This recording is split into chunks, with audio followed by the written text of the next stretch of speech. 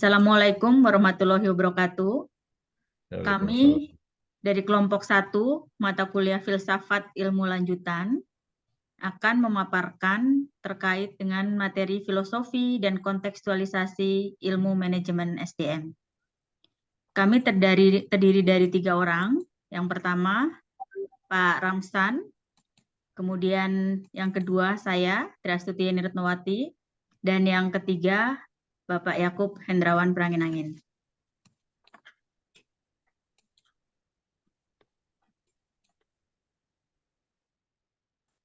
Setiap orang adalah seorang filsuf, meskipun dengan cara mereka sendiri dan secara tidak sadar.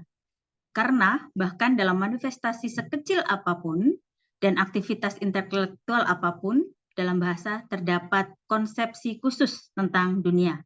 Itu yang disampaikan oleh Antonio Gramsci 1971.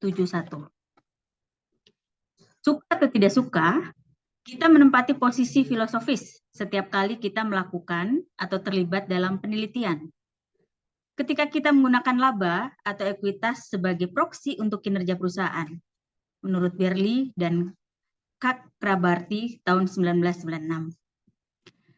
Skala Richter yang merupakan skala interval dapat digunakan sebagai skala rasio dalam analisis statistik menurut Churchill 1979.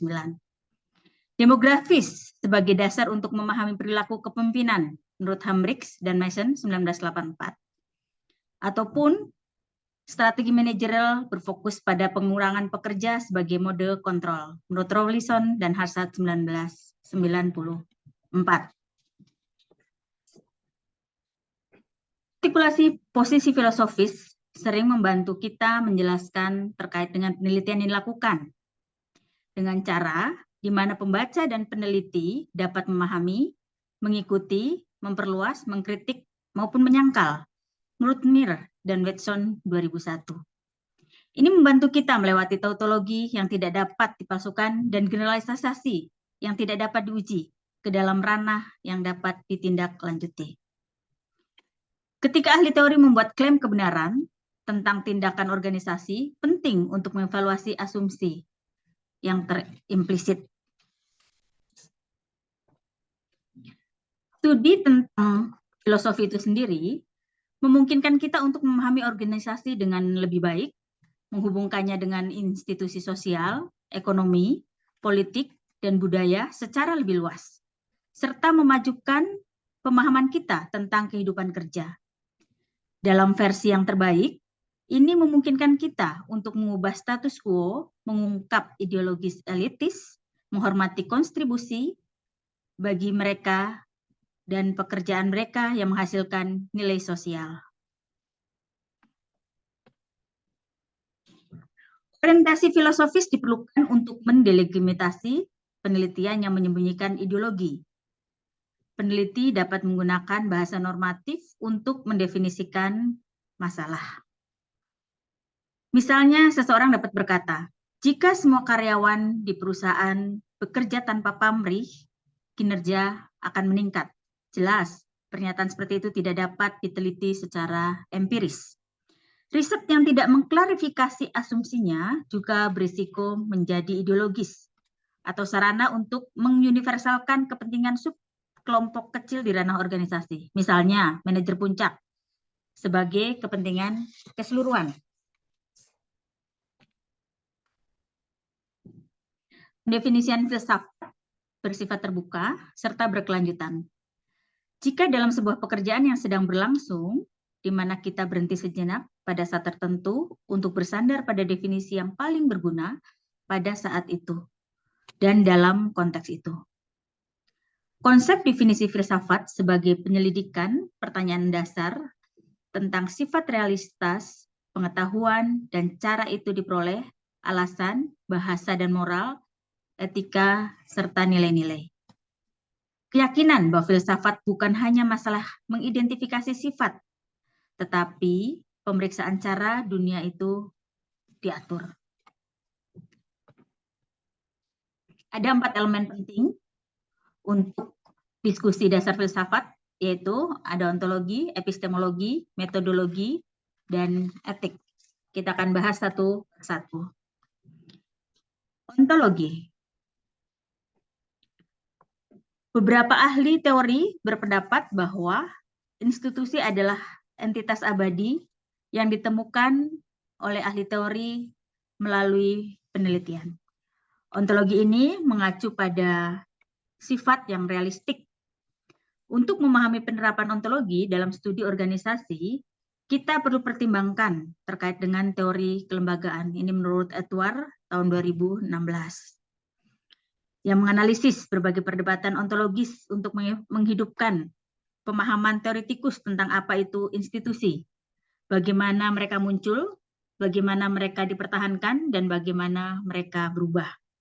Institusi dapat didefinisikan secara luas sebagai pola sosial yang mempertahankan kelangsungan hidupnya karena terus-menerus dipraktekkan dan diterima sebagai sesuatu yang penting dan berguna, menurut Jefferson 1991. Pemahaman kita tentang ontologi adalah merupakan salah satu blok bangunan mendasar apakah kita menggambarkan diri kita sebagai positivitis, realitis kritis, konstruktif, maupun pragmatis. Yang selanjutnya adalah terkait dengan epistemologi. Epistemologi ini mengacu pada sifat pengetahuan. Mengembangkan tinjauan literatur untuk sebuah makalah dengan mengidentifikasi celah dalam pengetahuan yang adalah akan diisi oleh pekerjaan, ini merupakan blok bangunan epistemologi kita. Sekelompok empiris logis yang dibentuk pada bagian pertama di abad 20, ini meresmikan hukum yang sekarang kita kenal dengan istilah positivisme logis. Seperti yang telah dibahas oleh Square, Glass, dan Marty tahun 2016 dalam sintetis pendekatan epistemologis terhadap teori organisasi, gagasan bahwa pengetahuan adalah kepercayaan sejati yang dibenarkan, muncul dari Plato. Namun keyakinan mana yang bisa dijadikan sebagai pengetahuan, itulah yang perlu dibongkar secara epistemologis. Ini merupakan pembenaran yang adalah blok bangunan epistemologis. Pembahasan ontologi dapat melihat bahwa asumsi ontologi dan epistemologis cenderung memiliki korelasi. Sejauh ini, posisi filosofis sering datang dengan asumsi ontologis dan epistemologis itu saling terkait secara erat. Sekarang metodologi. Metodologi ini mengacu pada cara di mana penyelidikan dilakukan. Istilah metodologi itu jauh lebih luas dibandingkan dengan metode. Perbedaannya, metode itu merupakan alat atau teknik yang digunakan dalam proses penyelidikan. Namun, metodologi adalah penyelidikan ke dalam proses penyelidikan. Dengan demikian, metodologi perlu digunakan secara khusus sebagai cara untuk mengungkapkan serangkaian asumsi ontologis dan epistemologis yang rumit yang dibawa oleh seorang peneliti ke pekerjaannya sesuai dengan Prasad 1997. Oleh karena itu, pendekatan metodologis terkait erat dengan posisi ontologis dan epistemologis, serta cara-cara di mana para peneliti berencana untuk membawa kekakuan pada penelitian teori dan pendekatan analitis yang mereka bawa dalam analisis data mereka. Kemudian selanjutnya adalah etika. Etika ini mengacu pada posisi moral yang diasumsikan oleh pelaku organisasi maupun peneliti dan harus dibuat eksplisit dalam pekerjaan mereka. Pertimbangan etis sangat penting dalam penelitian organisasi. Kita perlu menyanggah pemahaman etika yang sempit. Etika bukan hanya tentang perlindungan subjek, individu dari penelitian, tetapi juga mewakili kepedulian yang lebih luas secara subjektif kolektif yang diilhami oleh tradisi perlawanan dan emansipasi menurut Greenwood 2016. Etika ini menyeratkan untuk memastikan bahwa pekerjaan kita tidak dikerahkan untuk melindungi yang kuat dengan mengorbankan yang tertindas. Kemudian masalah etika ini penuh, tetapi sangat penting bagi peneliti untuk menyadari implikasi etis dari penelitian mereka di luar proses penelitian yang berfokus pada masalah prosedural, misalnya seperti perizinan, persetujuan, penyimpanan data itu dengan mengurangi etika menjadi latihan kepatuhan kotak centang dengan mengorbankan impor etis dari seluruh proyek penciptaan pengetahuan. Dengan tidak mempertimbangkan implikasi etis dari tujuan dan hasil penelitian mereka, manajemen risiko dikritik karena membawa air untuk elit perusahaan dengan mengorbankan tenaga kerja, lingkungan, dan pengangkut kepentingan sehingga dirugikan. Ini adalah contoh-contoh penelitian yang terkait dengan etika. Sekarang pandangan dunia filosofis. Taksonomi lebih lanjut, ini penting. Penyelidikan filosofis didasarkan pada berbagai asumsi filosofis yang luas, yang perlu dibuat transparan oleh para pemikir yang baik dalam pekerjaan mereka. Seperti yang ditunjukkan posisi kami sebagai sehubungan dengan ontologi, epistemologi, metodologi, maupun etika yang saling terkait erat, serta menunjukkan pandangan dunia atau paradigma secara keseluruhan. Asumsi tersebut dapat secara luas diklasifikasi sebagai positivisme, ini menurut Schlick, sebagai realism, itu menurut Leplin 1984, sebagai critical realism menurut Bhaskar 1978, dan konstruktivisme menurut von Glaser-Phil 1995. Terdapat dua dimensi lebih lanjut yang dapat ditambahkan, yaitu pragmatis dan political perspektif. Kita akan buka satu persatu. Yang pertama adalah positivisme. Positivisme didasarkan pada keunggulan observabilitas dalam sebuah penyelidikan. Ini diusulkan pada abad ke-18 oleh filsuf Francis Auguste Comte. Positivisme didasarkan pada gagasan bahwa pikiran manusia berkembang dari spiritualitas dan metafisika untuk mencapai kepastian dengan memahami hukum-hukum yang mendasari fenomena.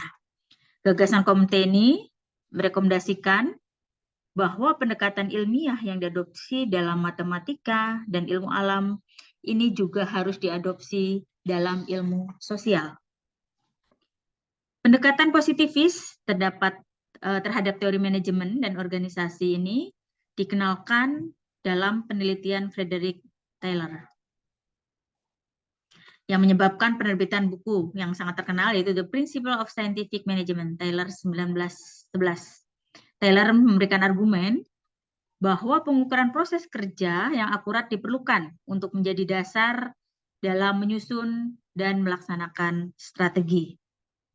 Kemudian Herbert Simon ini memberikan kepercayaan bahwa pendekatan ilmu murni untuk manajemen tidak hanya layak, tetapi juga sering diinginkan. Manual untuk perilaku di tempat kerja seringkali mengikuti ajaran positivis, menghindari pilihan demi replikasi, dan mengukur berdasarkan kualitas dan efisiensi. Kita beralih ke realisme. Nah, positivisme ini telah dikritik karena ketidakmampuannya menangani hal-hal yang tidak dapat diamati, yang konstruksi yang perlu diteorikan daripada diuji secara langsung. Pengembangan proksi yang mendukung hal-hal yang tidak dapat diamati adalah ciri utama penelitian realis menurut Boyd 1991. Hal ini berlawanan dengan positivisme, bahwa realisme percaya proksi yang dapat diamati dari fenomena yang tidak dapat diamati dapat mengarah pada klaim kebenaran yang dapat dipertahankan. Didasarkan pada logika representasi, sama seperti kehadiran partikel subatomik yang sekarang dianggap tanpa keraguan meskipun tidak dapat diamati. Demikian pula artefak sosial, ya, misalnya budaya, dapat dianggap nyata atas dasar kemampuan kita untuk berteori berdasarkan yang dapat diamati. Kemudian secara umum, perspektif realis ini mendominasi arus utama ilmu-ilmu sosial, baik itu ilmu sosiologi, ekonomi, maupun ilmu politik.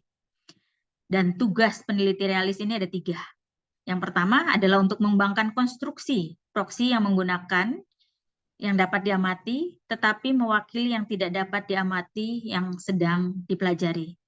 Kemudian yang kedua adalah membenarkan penggunaan konstruksi tersebut, mulai pembangunan teori. Dan terakhir yang ketiga adalah menguji dan menyempurnakan konstruksi ini untuk memajukan sebuah teori.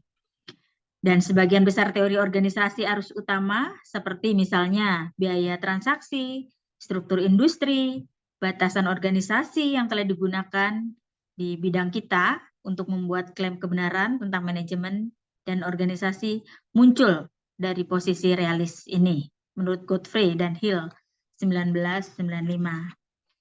Kemudian yang selanjutnya adalah ada critical realism. Realisme kritis ini populer berkat karya Roy Bhaskar 1976 yang telah menemukan aplikasi yang cukup besar dalam ilmu sosial seperti ekonomi Dow 1999, sosiologi Steinmetz 1998, dan studi organisasi Miller dan Sang 2011. Ini menyimpang dari arus utama realisme terutama dalam penentangannya terhadap teori seperti teori Karl Popper yang menawarkan validitas prediktif melalui pernyataan seperti jika A maka B. Ini sesuai dengan pernyataan Bhaskar 1978 yang berpendapat bahwa hukum semacam itu biasanya dihasilkan dalam sistem yang tertutup, di mana pengaruh lingkungan lainnya dapat dikendalikan, dan bahwa dalam lingkungan yang dipelajari oleh ilmu sosial, sistem semacam itu tidak tersedia dan tidak ada kesimpulan yang diambil dari mereka yang digeneralisasikan. Mereka menekankan bahwa peran replikasi dalam penelitian, bahwa temuan penelitian tidak boleh digeneralisasikan, kecuali jika dapat direplikasi di seluruh sampel, populasi, maupun metode penelitian. Realisme kritis mewakili keberangkatan epistemologi substansial dari realisme arus utama dan bahwa ia memiliki peran penting dalam penelitian manajemen. Ini sesuai dengan Contu dan Wilmot 2005. Selanjutnya adalah konstruktivisme. Konstruktivisme dipandu oleh asumsi bahwa metodologi penelitian pada dasarnya bergantung kepada teori. Menurut konstruktivis ini, posisi teoritis yang dipegang oleh peneliti tidak hanya memandu posisi dasar, tetapi juga menentukan apa yang akan ditafsirkan sebagai masalah dalam penelitian. Prosedur teoritis apa yang digunakan, dan yang merupakan pengamatan serta bukti, sesuai dengan dikatakan Boyce 1991. Dengan demikian, kaum konstruktivis menantang gagasan bahwa penelitian dilakukan oleh subjek yang tidak memihak, terlepas, dan netral nilai, yang berusaha mengungkap objek atau fenomena yang dapat dilihat dengan jelas. Dan sebaliknya, mereka memandang bahwa peneliti itu sebagai pengrajin, sebagai pembuat alat, menurut Vivey 1995, yang merupakan bagian dari jaringan yang menciptakan pengetahuan, menurut Low 1992. Dan pada akhirnya dapat memandu praktek. Ini pragmatis. Pragmatisme ini dikembangkan di Amerika Serikat pada abad 19 oleh para filsuf seperti John Dewey dan William James. Filsuf pragmatis mengadvokasi pengalaman manusia, baik individu maupun kolektif, sebagai faktor penentu dalam tindakan. Para pragmatis malah menyukai inferensi, dapat direvisi, dan juga praktik. Bagi para pragmatis, kegunaan dan kemampuan penerapan teori jauh lebih penting daripada apakah teori itu benar atau tidak. Dan bagi pragmatis, kata-kata, ide, dan konsep paling baik dianggap sebagai masukan untuk proses pemecahan sebuah masalah. Ini juga akan menggabungkan pemecahan masalah dan perpindahan dari sekedar deskripsi dan representasi realitas ke tindakan berdasarkan ide-ide seseorang untuk menghasilkan sebuah perubahan. Pragmatis kini telah menemukan mode penerapan penting di bidang manajemen. Untuk analisis komprehensif tentunya.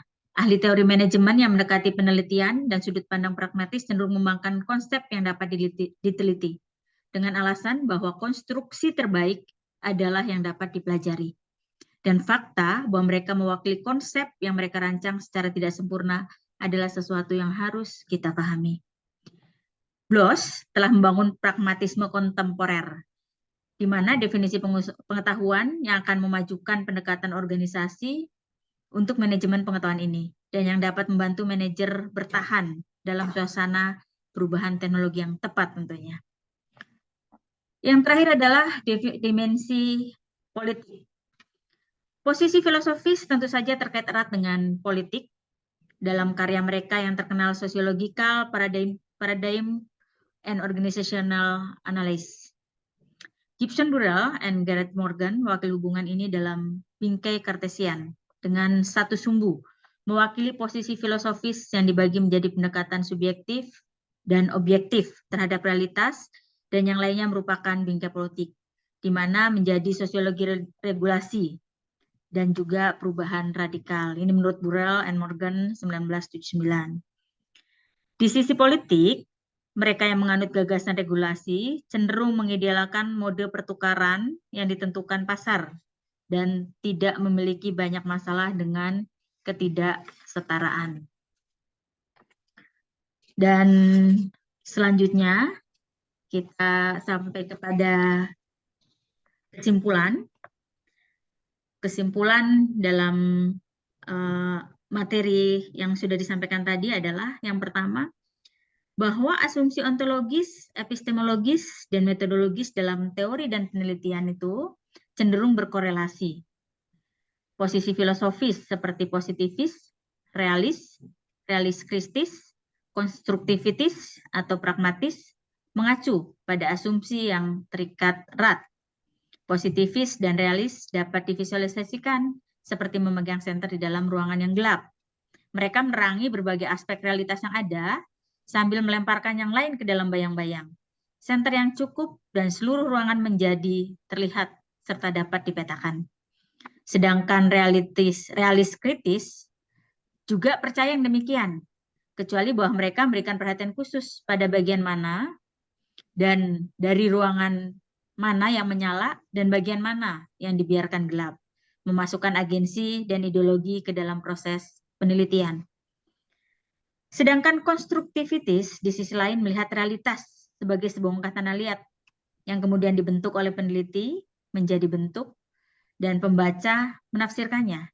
Baik peneliti maupun pembaca terlibat dalam tindakan kreasi independen, menghasilkan konstruksi yang mendapatkan legitimasi melalui sebuah konstruksi. Demikian, selanjutnya akan dilanjutkan oleh pemaparan Bapak Ramsan. Baik, terima kasih Bu Tri. Saya akan melanjutkan untuk slide berikutnya. Saya akan share screen. Tolong dibuka dulu.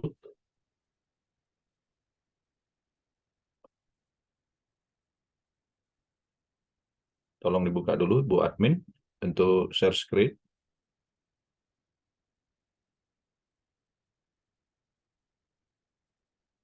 Baik.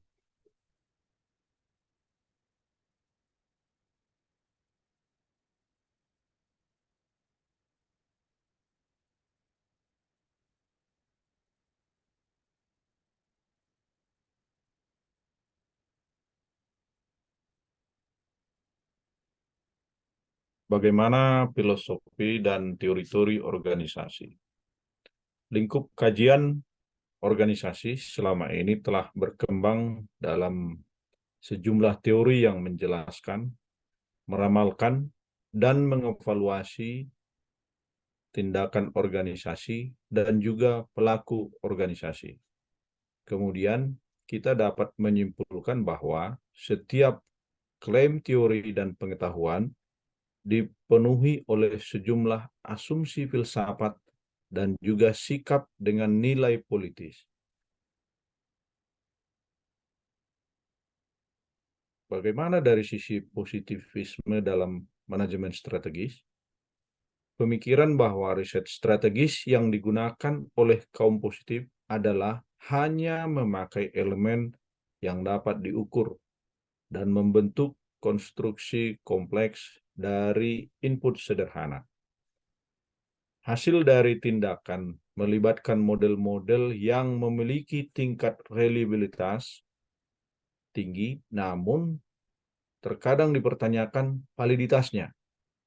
Dengan kata lain, dapat juga mereka melakukan pengukuran dengan baik, namun masih dipertanyakan apakah konstruksi mereka mengikuti fenomena yang diklaim mereka.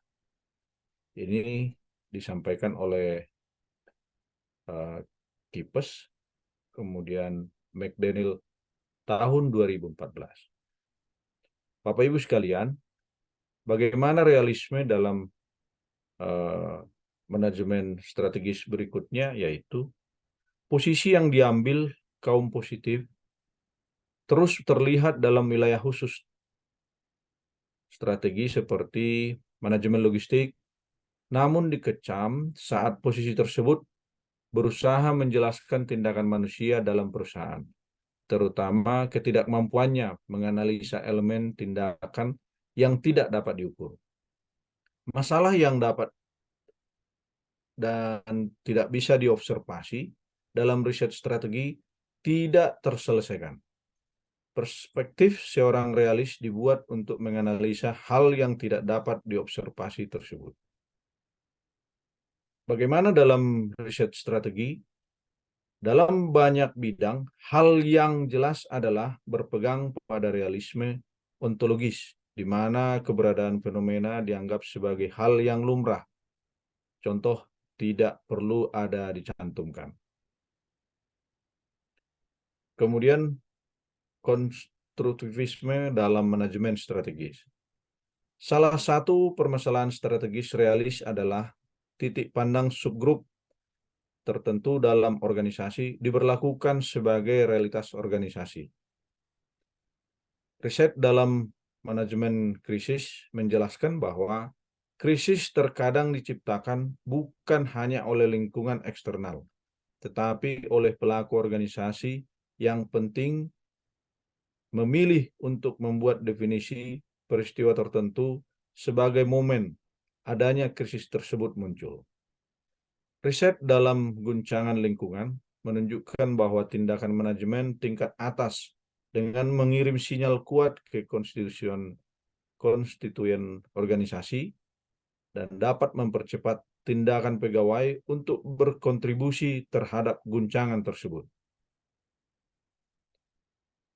Kesimpulan awal, setiap periset organisasi adalah dinyatakan seorang filsuf. Kemudian posisi filosofis diprediksi pada sejumlah pendekatan terkait ontologi, epistemologi, metodologi, etika, dan sikap politik. Bergantung pada posisi yang diambil seseorang, orientasi seseorang dapat memiliki karakter sebagai seorang positif, realis, realis positif, realis kritis, dan konstruktivis, ditambah dengan pertimbangan politis. Teori manajemen memiliki spektrum posisi politis yang memperkaya teori tersebut dan menjadikannya lebih relevan dengan dunia organisasi dan perusahaan. Bagaimana isu-isu epistemologi dan aspek-aspek praktek organisasi? Di sini bisa kita lihat bahwa filsafat membahas permasalahan etis, epistemologi, dan ontologi, termasuk filsafat disiplin atau praktek tertentu hanya membahas disiplin dan praktek tertentu saja. Ini yang dibuat secara khusus.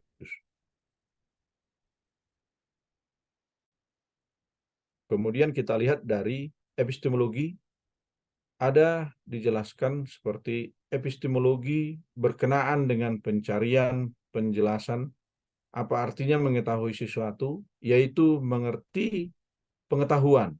Bagaimana kita mengetahui pengetahuan itu sendiri. Kemudian memperoleh pandangan normatif terhadap klaim pengetahuan.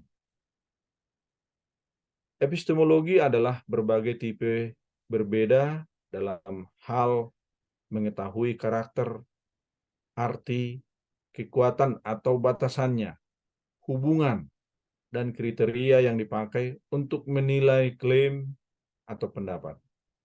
Epistemologi juga tentang hubungan pengetahuan, realitas, dan masyarakat.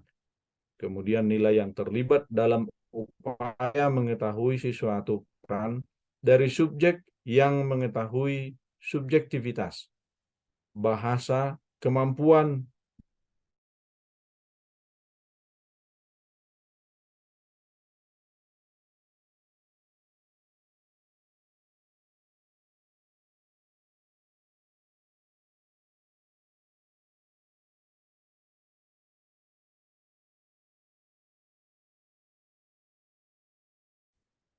epistemologi relasional, yang kedua keberagaman epistemik, yang ketiga kualitas pengetahuan, yang keempat pembenaran atau justifikasi.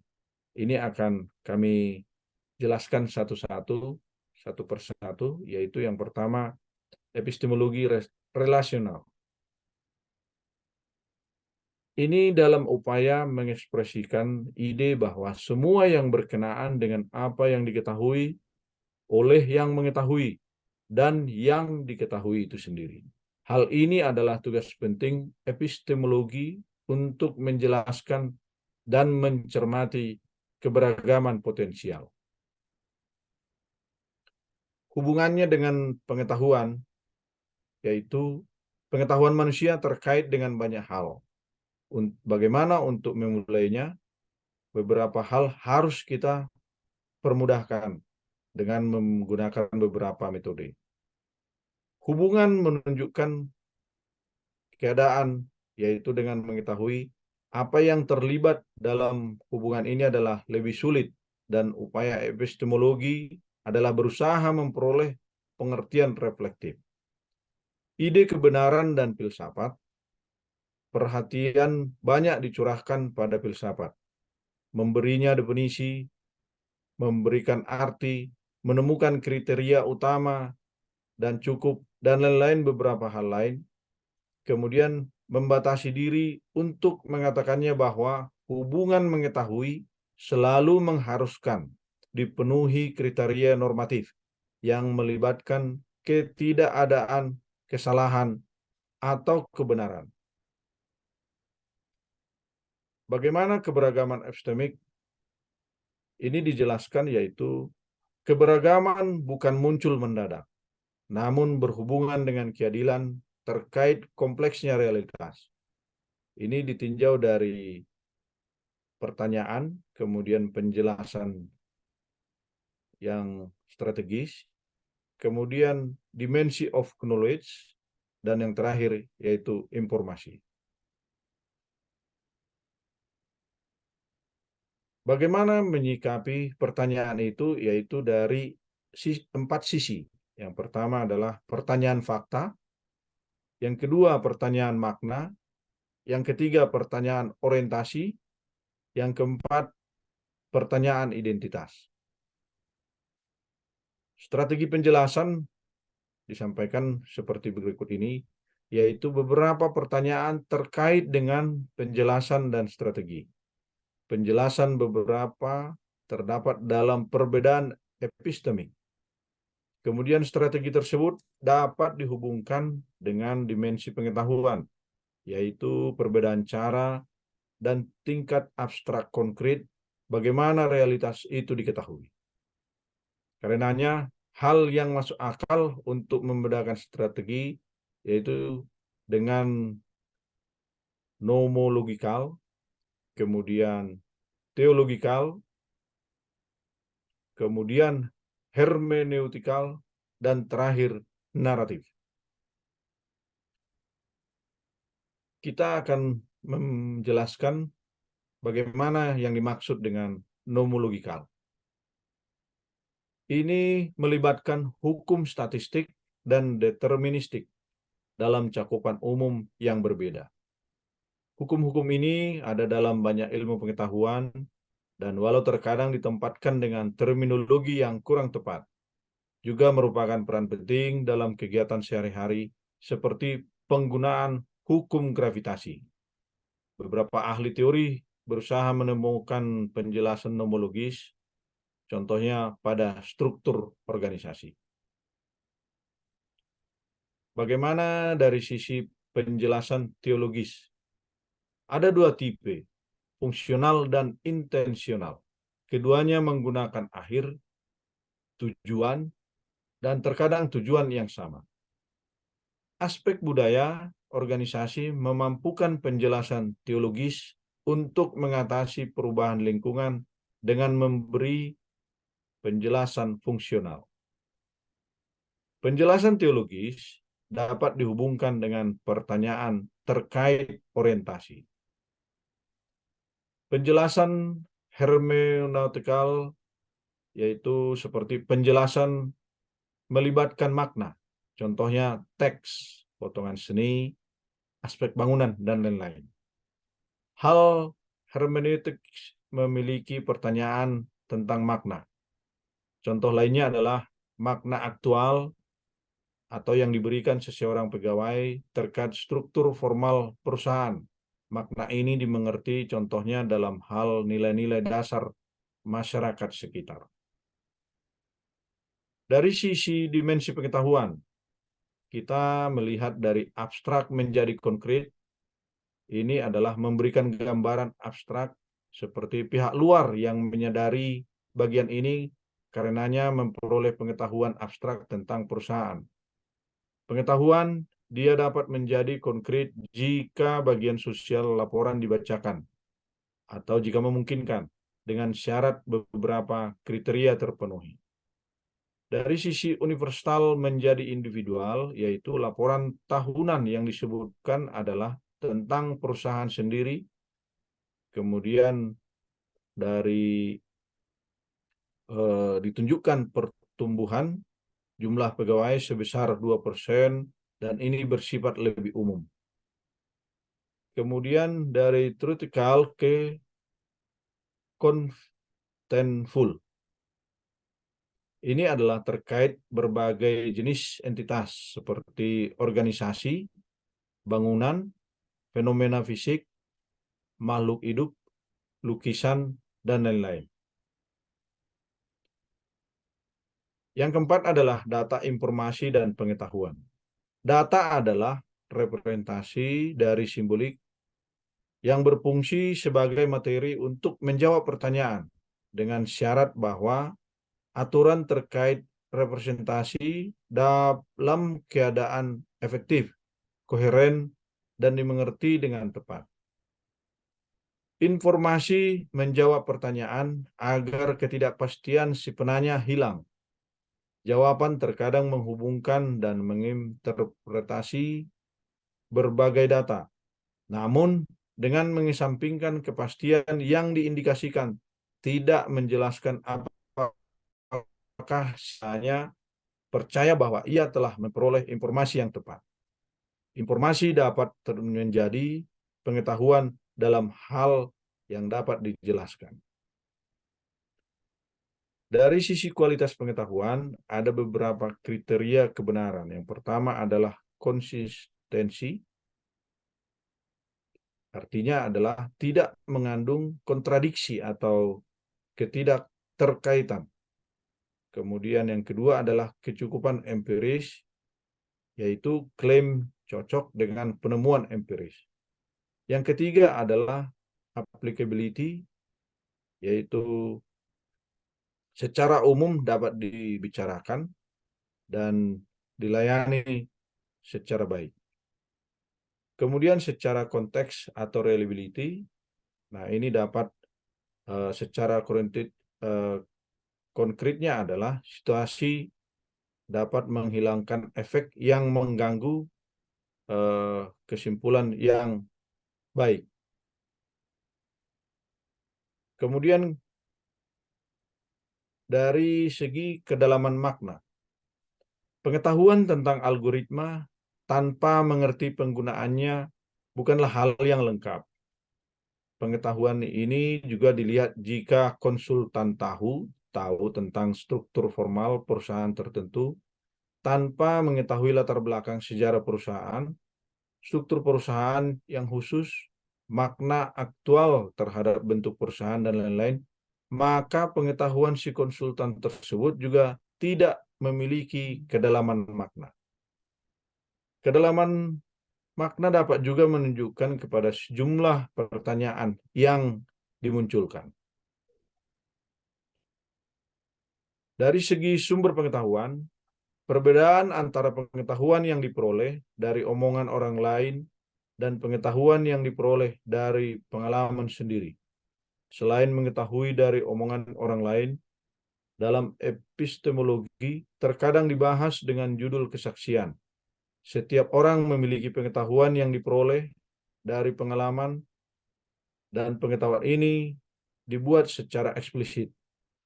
Kemudian orang yang terlibat juga tahu arah perhatian seperti pertanyaan yang dimunculkan, keputusan yang diambil untuk membuat representasi lingual, dan apa yang harus dibuang sebagai hal yang tidak relevan.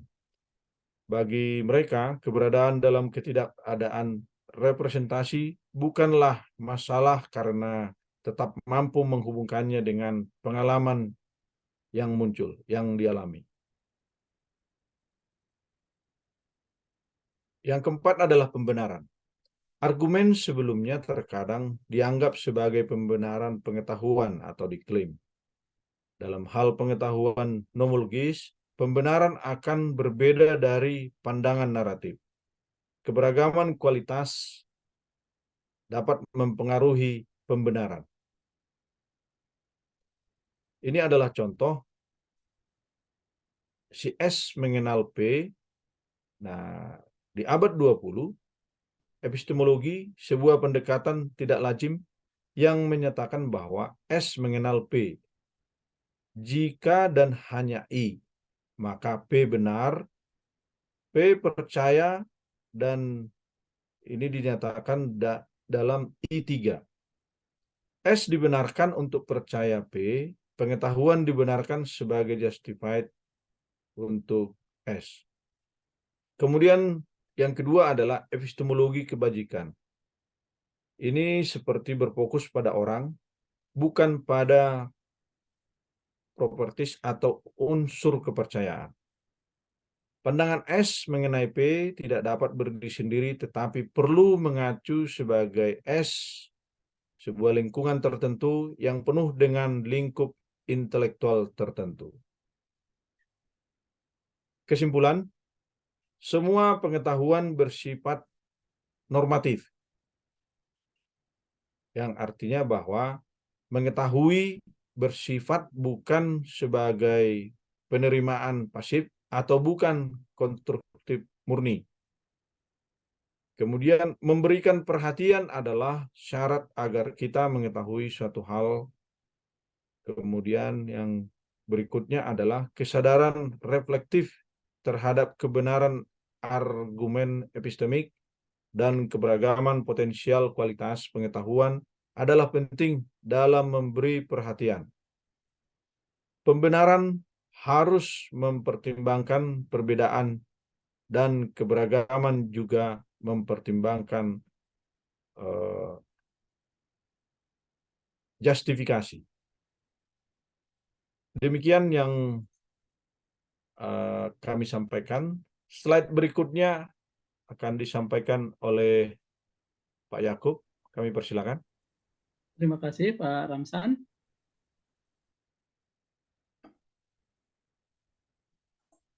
Slide berikutnya terkait dengan epistemological issue ya dalam praktek organisasi.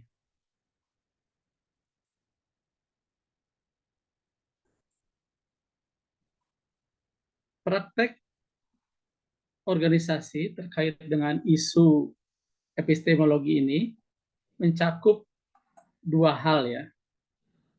Mencakup dua hal, yaitu pertama terkait dengan action regarding knowledge, lalu yang berikutnya terkait dengan knowledge and organization.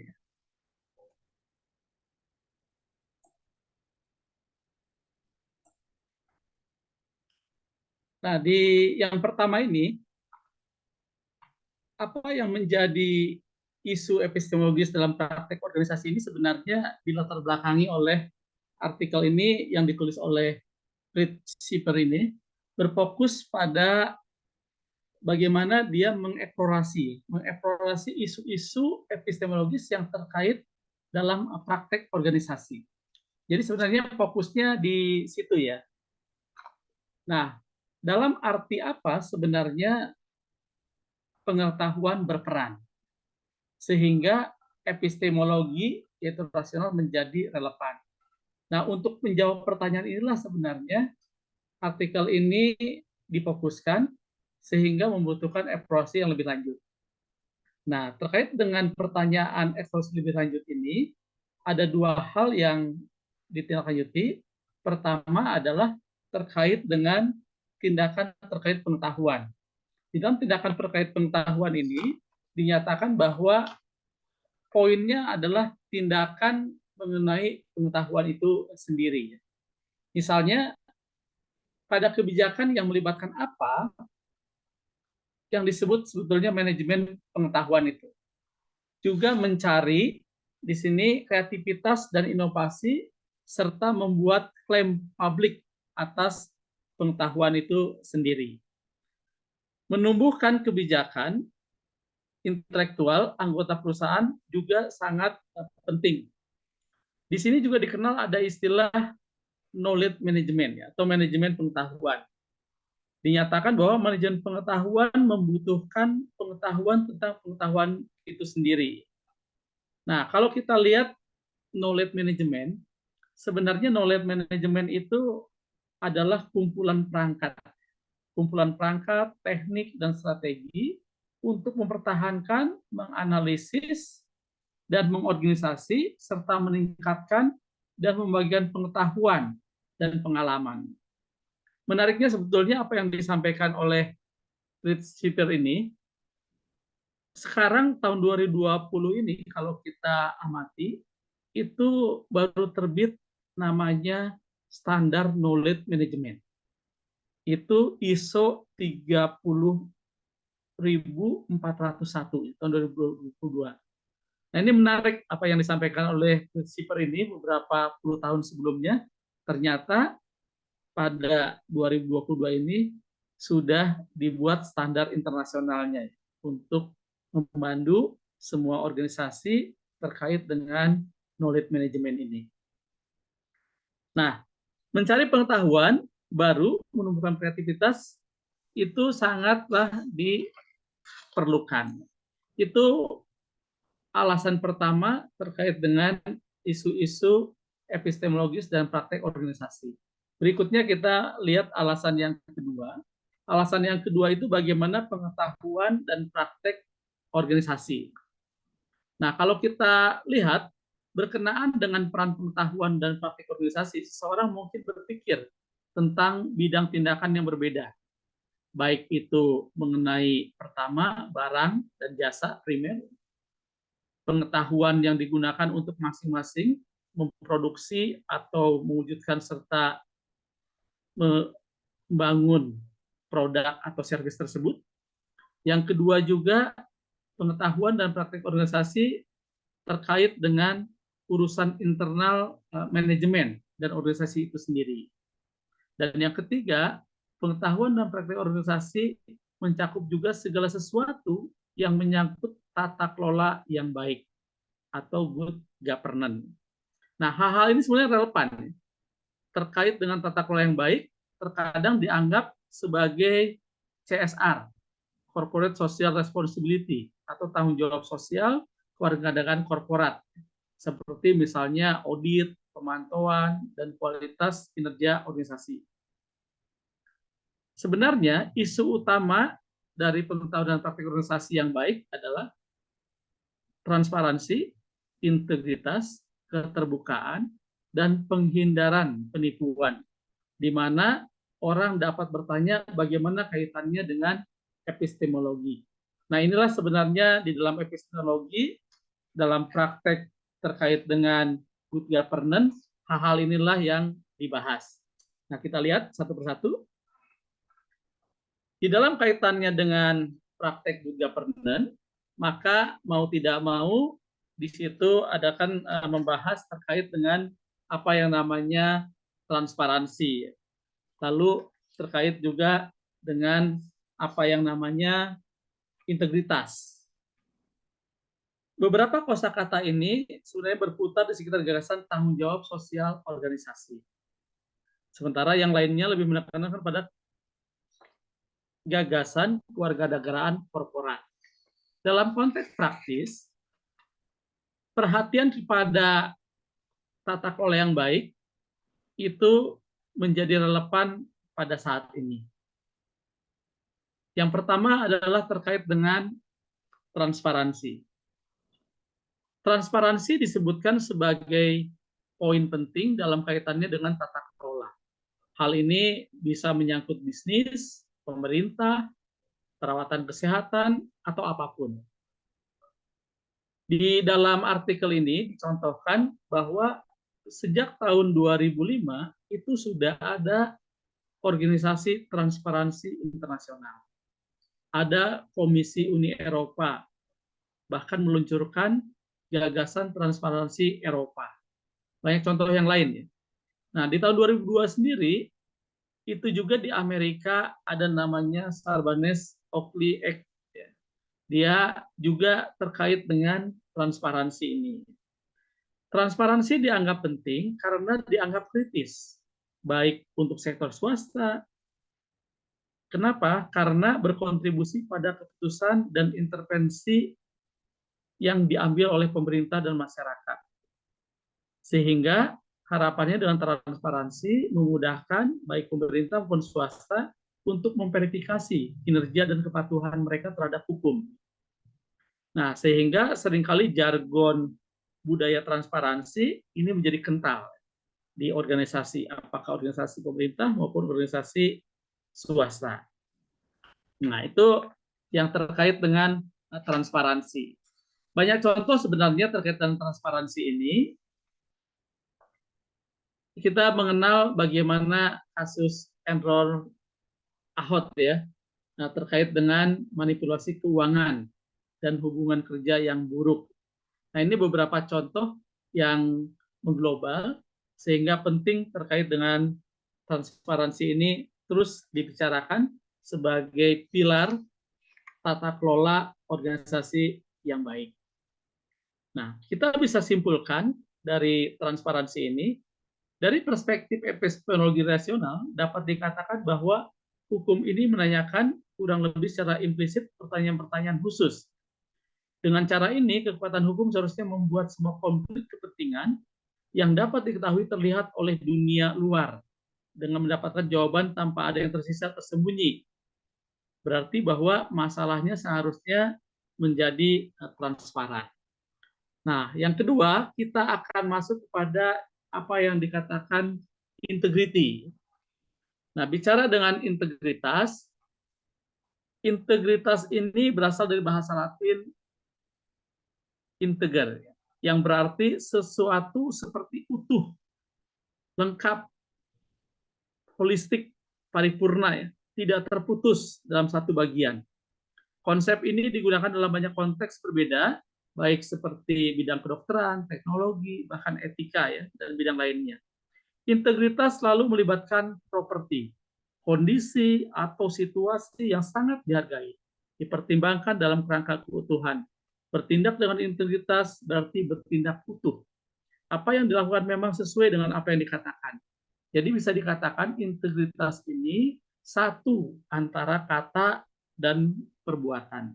Bukan karena kepatuhan belaka atau begitu aturan, tetapi juga karena filosofi untuk menyatakan bahwa ketika di saat tertentu A, maka di saat lain pun seharusnya dia bertindak A. Ya. Apakah dia sendiri ataukah dia di halayak ramai. Nah, itu yang terkait dengan integritas. Hubungan integritas dan transparansi sangatlah menjadi pokok bahasan yang penting di dalam tata kelola yang baik. Nah, yang ketiga terkait dengan transparansi, kaitannya dengan auditing, juga dengan integritas. Ketika kita berbicara ketiga kaitan ini, maka bagaimana sebenarnya transparansi dan integritas mengacu pada epistemologi. Nah, inilah yang dijawab melalui artikel ini, di mana transparansi, ketika sesuatu dikatakan transparan, maka semuanya dianggap jelas, clear. Ya. Tidak ada lagi yang tidak diketahui.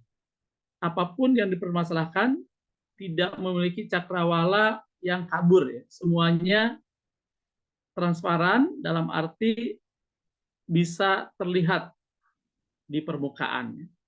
Sehingga dari perspektif epistemologi relasional, transparansi ini merupakan penilaian epistemik yang menunjukkan bahwa segala sesuatu yang dapat diketahui telah diketahui dengan jelas. Tidak ada lagi pertanyaan yang seharusnya diajukan. Objek dan apa yang sebenarnya diketahui tentangnya melalui transparansi ini menjadi identik. Transparansi sebagaimana didefinisikan berarti bahwa segala sesuatu terletak di permukaan. Sehingga bisa katakan bahwa secara umum tampaknya memang lebih merupakan tindakan iman daripada pengetahuan ya untuk hal-hal yang sulit untuk dilihat secara transparan. Mungkin masuk akal untuk membedakan transparansi absolut dan relatif. Yang pertama berarti bahwa semua hal yang dapat diketahui dengan jelas. Yang kedua hanya apa yang kita ketahui, dan cara ini. Yang terakhir adalah klaim yang jauh lebih lemah daripada yang pertama dan juga lebih konsisten dengan sudut pandang epistemologis relasional. Sehingga kita bisa simpulkan dalam konteks manajemen organisasi, jawaban tentatif pertama mengenai transparansi relatif mungkin. Kami mengetahuinya jika kami tahu bahwa langkah-langkah transparansi diterapkan dengan benar. Nah, ini terkait dengan transparansi. Nah, berikutnya adalah terkait dengan apa yang dikatakan audit. Nah, praktek audit disebutkan dalam perintah transparansi. Jawaban atas pertanyaan seberapa yakin sebenarnya kita tentang transparansi di dalam organisasi. Apakah itu keuangan misalnya dalam satu perusahaan. Nah, ini jawabannya adalah tergantung daripada sampai sejauh mana kualitas audit dilakukan. Jadi transparansi sangat terkait dengan audit. Nah, berikutnya adalah integritas. Terkait dengan integritas, mempercayai audit dan auditor yang auditnya didasarkan pada keyakinan bahwa semua yang dilakukan adalah dengan integritas. Sehingga audit yang transparan, audit yang berintegritas adalah audit yang dilakukan dengan transparan dan dilakukan oleh auditor yang auditornya memiliki integritas tinggi. Sehingga integritas seorang auditor, apakah menyangkut orang, juga sistem cara audit, itu harus dilakukan dengan profesional. Sehingga organisasi bisa membuktikan keobjektifannya. Bisa memperhatikan metodologi yang valid, juga tidak subjektif, dan jelas. Ya. Dengan kata lain, objektif. Nah, sehingga audit haruslah dilakukan dengan objektivitas, ya. Bukan subjektivitas dari si auditornya. Lalu berikutnya, terkait dengan relevansi epistemologi organisasi. Nah, terkait dengan relevansi epistemologi organisasi ini menyatakan bahwa organisasi dan pelaku-pelaku lainnya di dalam organisasi tersebut memiliki kepentingan dalam transparansi dan integritas.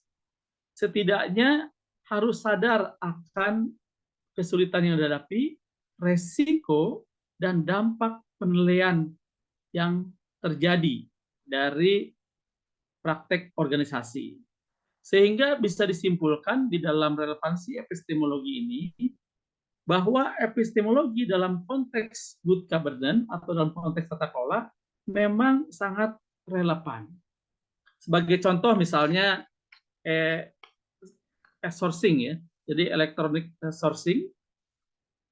Electronic sourcing ini dipuji karena memiliki potensi penghematan biaya sangat besar.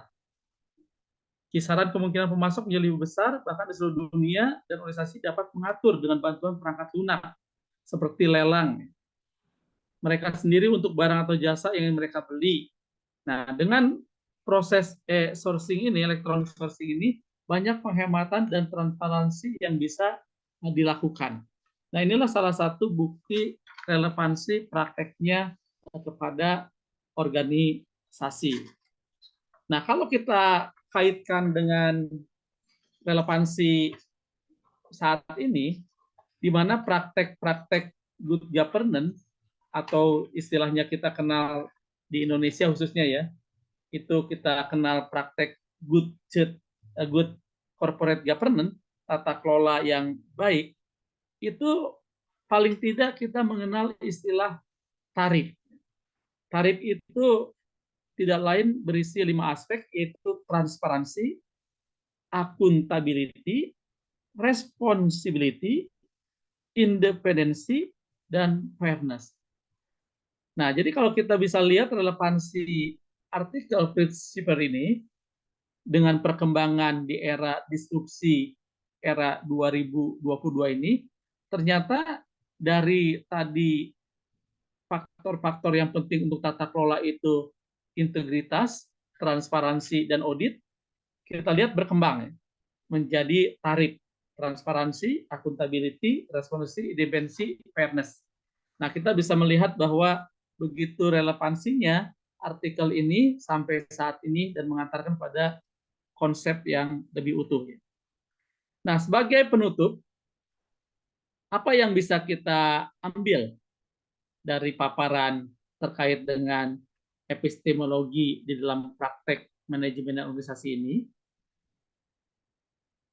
Fokus daripada artikel ini bisa kita simpulkan bahwa perhatian terkait dengan isu-isu epistemologis lebih diarahkan kepada keterlibatan bagaimana dalam praktek organisasi, khususnya pada beberapa isu yang berkaitan dengan isu tata kelola yang baik. Dan ini tentu saja sebagai fokus filosofi manajemen dan organisasi. Nah, ini yang difokuskan oleh artikel ini, walaupun sebetulnya banyak fokus yang lain yang bisa diarahkan. Di sini dapat terlihat bahwa bagaimana filosofi manajemen dan organisasi ditunjukkan melalui artikel ini dan relevan untuk manajemen organisasi prakteknya pada saat ini, baik di swasta maupun di organisasi pemerintah. Terima kasih. Demikian paparan dari kelompok kita. Dikembalikan kepada Bu Triastuti, silakan. Terima kasih atas perhatian Bapak Ibu semua. Kami, Triastuti Yeni Retnowati, Bapak Ramsan Sinaga, dan Pak Yakub Hendrawan Prangnangin mengucapkan terima kasih dan semoga materi ini bermanfaat bagi Bapak Ibu semua. Wassalamualaikum warahmatullahi wabarakatuh.